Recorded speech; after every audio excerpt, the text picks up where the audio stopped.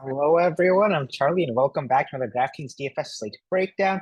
I apologize that this video is getting posted so late. Sometimes life just happens. I'm better late than ever, I guess. And let's just get right into it here. We have a four-gamer here.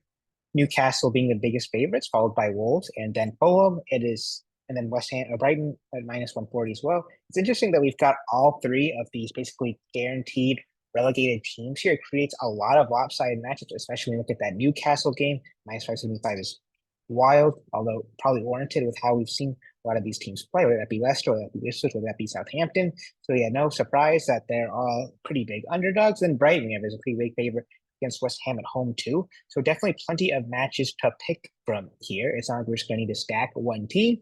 In terms of our goal scoring odds, that is Chelsea, which is on the slate, but then Newcastle, look at those ESHAC numbers, -220. That is absolutely wild. No other game's top goal scorer comes close to that. Cunha's at +100. Muniz at +115 is the leading one there. Then Welbeck +150. So yeah, like these Newcastle odds are kind of insane compared to the rest of these, especially like ESHAC, like we talked about. In terms of projected lineups and set pieces for Wolves, it should be Aït-Nouri and Cunha. Leicester should be Elkanus and Thomas, I'd say. Jordan Ayew in projected there is super interesting to see. I wouldn't be surprised if he had a share of sets. Little bit of uncertainty there. We'll have to see how lineups shake out. Brighton and West Ham. Brighton should be Ayari and Matt O'Reilly.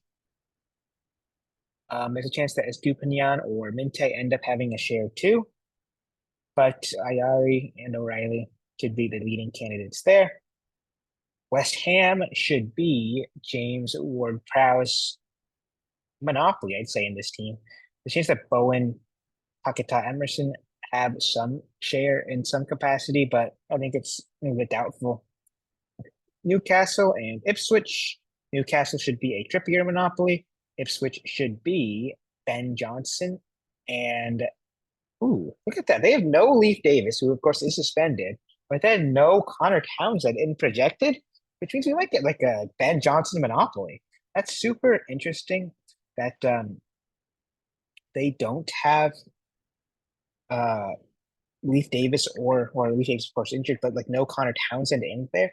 That surprises me just a little bit, just because of like they've not had a lineup with either of them. I'm looking at it. I can't find a game. It might be all season that they haven't had that. So that is super wild, and like we'll see if it actually shakes out this way. Like I said, like there's no left-footed option on this whole lineup here. There's a strong chance we get a monopoly one way or another. So that's just something to watch out for. Like I really think Mike Townsend should play that. That's so wild. They just have him just not starting. Oh, he's injured. That is why. So yeah, we're almost certainly going to see a monopoly. Whether that be Jen Johnson, whether that be Enciso, Ben Johnson would be my guess. But yeah, that's something to keep an eye on for sure.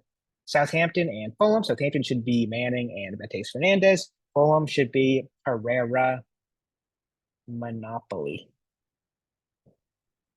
All right, let's go into our pricing here. Cunha, 10,800. Despite the like insane goal scoring odds for Ishak, Cunha would still probably be my favorite forward just because he has those set pieces. That floor, I think, is not something to be taken for granted, especially considering he is playing a Leicester. Like, I think a 12-point game in floor is kind of expected here, which means, yes, Ishak's -28 a goal, but he probably needs, I'd say, 2 goal contributions to catch Cunha's floor score.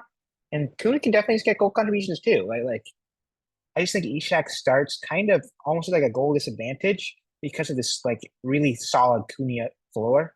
So yeah, like I think Cunha is kind of worth the 2,700 price difference. I wouldn't be surprised that if most people in cash, especially just go both of them, I might be in the same boat. Cunha and Ishak, I like that as a pairing. Anthony Gordon, if he starts, that could definitely be a wrench in the works. There's a small chance that he'd end up having a share of set pieces, although Trippier's kind of been like the main guy. Bowen, I think, is a little bit pricey on the slate. Same with Iwobi. They're more GDP plays for me. Same with Minte. Welbeck, even a little bit pricey here. Strand Larson, same thing. All these guys have been priced out a decent amount. Willian, I could see the argument for just because he might have a share of set pieces. That could be an interesting kind of way to get different there. Callum Wilson also had great goal scoring, as I just don't think he'll start. But if we saw like some curveball there, that would be a bad option for 6,800. And then I'm kind of going down here. There's not a ton I'm super interested in here. Maybe these Southampton guys in GPP or like a Bobby Reed or something. But yeah, I think most of the ownership is going to center around Cunha, Ishak, some of these Newcastle, Brighton guys. And it makes kind of, I feel like a worth pay up slate here in most cases. Midfielders, Solly Marsh, too expensive. RB Barnes. I think it's just gonna be tough to get to these pay up Newcastle mids just purely because if you're going Ishak and Cunha, you only have so much salary left to work with. There is a world where you can maybe jam all like both of them and like another big stud Newcastle mid. I just think that you're going to have to hunt defender, maybe with both slots, which scares me a little bit because I think there is some good defender options that we will get to when we get to that position of the board. But in terms of midfielders, like it's hard to argue against your Jacob Murphy, your Harvey Barnes. They've been both been super solid. Really great matchup. The issue, of course, is that Anthony Gordon is back. There is a little bit of a minutes concern there. Harvey Barnes has got 90 like back to back to back. I think he's so due a substitution, but you never know. He might just keep being a 90 guy every game. And it just makes it hard to predict which Newcastle guy goes 90. Like they probably bring on Gordon for 60, 70 for one of them. And just I think it's gonna be really hard to tell which. Prayer at 8K doesn't feel awful. My issue with him is that he's kind of a minutes concern a lot of the time. He went 90 against Chelsea, which is rare for him. Like he's typically like a 70-minute guy. Like yes, they're splattering 90-minute games, but they're kind of spread out and far between. And he's just not had a ton of upside this season. On top of it, only 6 goal contributions in 30 games, which is just not good enough. I'd say you kind of need a goal contribution to pay off this 8K tag. You're not going to be happy with like an 8-point game. You had 90 that game too. This Southampton, that is the one caveat.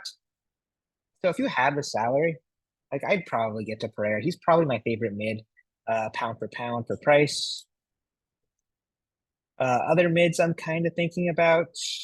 Fernandez at 6K, never mind. Tonali is a bit pricey. Ayari 5,600, I don't think is awful. El Canus at 4,500, I think is kind of okay. I'm kind of struggling to find guys I really like here. Lukic, if there's no Pereira, I think that could be super interesting. Probably means he gets set state. He's probably a lock if we see no Pereira. That's one thing I'd watch out for. However, the one guy who could maybe take over him is Willian. I think it's a little bit murky there. We don't know what they do, but he could be definitely worth the risk. We see no Pereira, and even though we might see Willian. So 3,600 for Lukic. I don't mind that play whatsoever. Even with Pereira playing, just as a cheap kind of exposure to one of those bigger favorites. And there's nothing else really down here. Garuda, if he plays at 3K, could be kind of tempting. But yeah, there's just not a ton of really great mid options outside of your really elite guys. So I'm kind of not prioritizing that slot as much here in a lot of my builds. Just looking at it here. We'll see how lineups shake out. That can always change, but that's just my thought process right now. Defenders, Aït-Nouri and Trippier have gotten this price bump. I'm going to still be tempted to go both these guys, one or the other. Almost certainly Trippier, just because like minus 600 favorite, you expect a ton of corners here. He's had stinkers, but he's also had really good games. He was super solid against Crystal Palace, got that assist, solid on the floor against Man United. And you'd expect them to keep a clean sheet there, so you'd like to factor in that extra 3 points. Like a 10 to 15 is just amazing for 6K even. It's like I'm building most of my builds around Kieran Trippier. I'd rather have him over Aït-Nouri. Just because the matchup isn't quite as good. Maybe you could argue Aït-Nouri's got the upside.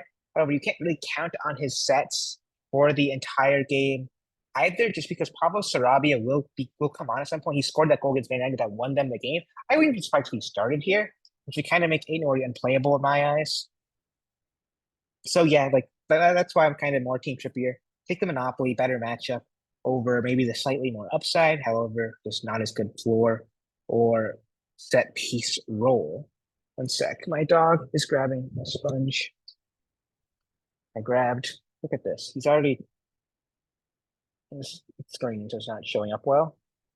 But like he's like already chewed a hole in this little sponge. It's awesome. But let's get the pricing back on track here. Yeah, like I said, Trippier, Aït-Nouri, those are my two favorites. Prefer Trippier to Aït-Nouri. Then I think Robinson's a little bit pricey. Estupinian, I just worry about his set situation right now, especially if we see Matt Riley. Manning was a bit pricey. So yeah, like I would love to jam Ador and Trippier in together. We'll see if we get any like hopefully like bargain mids that somehow get a chance, like I said, with like Lukic maybe if he has some set pieces, likely.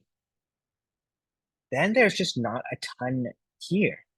Like this 4K range, I think is kind of gross. Like Luke Thomas is too much. Like even just with set pieces, likely 4,200, I just feel like is kind of a lot. I'd rather have like 2,500 target price range that he's been in. Cresswell seems a lot. Softball seems like a lot. The only defender I'd consider punting here is where is he that I'm like kind of super interested in? Is where is Ben Johnson? I just followed you already. But yeah, Ben Johnson 3,400. This is probably my ideal second defender.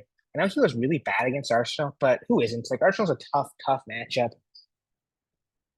Newcastle is a tough matchup too. But if there's no, no Leaf Davis and Townsend, who are both out, we've confirmed. Like 3,400 for a potential monopoly set piece taker, especially considering he's a defender playing on the wing likely. I'm hard pressed not to find a way to get there. Like he had that really good game against Chelsea. He's got the upside.